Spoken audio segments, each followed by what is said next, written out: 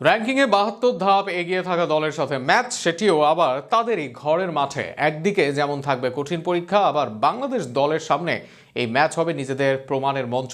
তবে প্রমাণ করাটা একদম সহজ হবে না লাল সবুজ বাহিনীর জন্য। অন্তত জিততে হলে 4টি শর্ত মাথায় রাখতে হবে।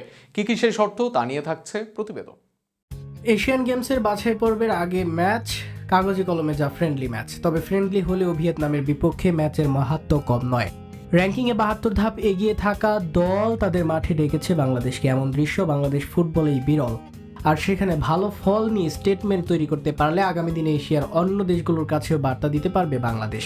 কিন্তু জয় পাওয়া সহজ হবে না বাংলাদেশ দলের। অন্তত 4 শর্ত পূরণ করতে হবে তাদের, যেখানে প্রথম শর্ত থাকবে সঠিক একাদশ নির্বাচনে। দেশীয় প্রবাসীদের মিশ্রণে আসুক একাদশ, তাতে কারোর সন্দেহ নেই, কিন্তু দলের সুযোগ পাক পারফর্মাররা কয়েক খেলোয়াড়কে জোর করে একাদশে রাখা নয়, বরং দলের যোগ্য খেলোয়াড়দেরকেই সুযোগ দেয় একাদশে।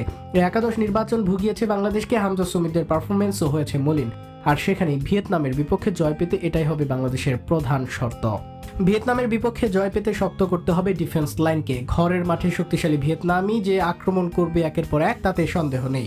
সেখানে তপু, তারেক বিশ্বনাথ বা জায়ান যেই খেলুক না কেন, তাদের ডিফেন্সের দিকে দিতে হবে শতভাগ।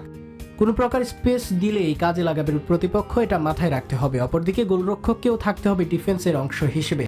জিকু বা মিতুল যেই দ্বারা গোলবারে পারফরমেন্স রাখা যাবে না কমতি।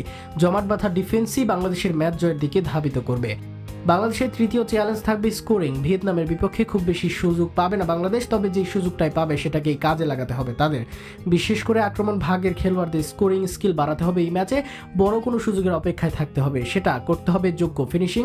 ফাহমিদুল, ফাহিম, মোরসালিন, স্বাধীন যেই আসুক দলে, তাকেই কাজটা করতে হবে ঠিকঠাকভাবে। আরেকটি বড় চ্যালেঞ্জ থাকবে মাঝ মাঠের লড়াই। ভিয়েতনামের মতো দল সাধারণত মাঝ মাঠ নিয়ন্ত্রণ করেই ম্যাচের গতি নির্ধারণ করবে। তাই বাংলাদেশের মিডফিল্ডারদের উপর থাকবে বাড়তি দায়িত্ব। বল ধরে রাখা, দ্রুত পাস দেয়া এবং ডিফেন্স ও আক্রমণের মধ্যে সংযোগ তৈরি করা, এই কাজগুলো ঠিকভাবে করতে হবে তাদের। মাঝমাঠে যদি বারবার বল হারায় বাংলাদেশ, তাহলে চাপ বাড়বে ডিফেন্সের উপর এবং সুযোগ পাবে ভিয়েতনাম। তাই মাঝ মাঠে দৃঢ়তা দেখানো এবং খেলার ছন্দ ধরে রাখা হতে পারে বাংলাদেশের জন্য বড় একটি চ্যালেঞ্জ। সব মিলিয়ে ভিয়েতনামের মাঠে বাংলাদেশ দলের সামনে অপেক্ষা করছে কঠিন পরীক্ষা। তবে সঠিক একাদশ, শক্ত ডিফেন্স, আক্রমণের সাহস এবং নিখুঁত ফিনিশিং, এই 4 শর্ত পূরণ করতে পারলে বড় চমক দেখাতেও পারে লাল সবুজের দল।